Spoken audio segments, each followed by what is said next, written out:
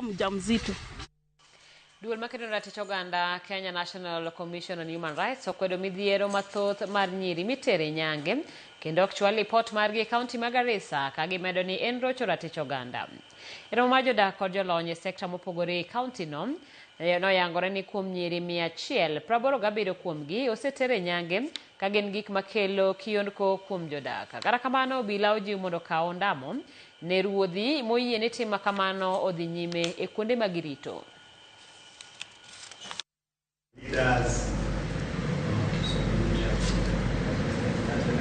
Economic motivation back in the last 2 years, I remember ni muhimu as a community, ni responsibility ya kila mtu kwa sababu kuna madhara mengi sana ambayo yanatokana na ukeketaji wa hao watoto hata wanapo grow up into marriages. Saa zingine kuna effects kama fistula na ambazo si muhimu. Kwa ufupi ni kuwa hiyo ni human rights violation. Hapa kaskazini mashariki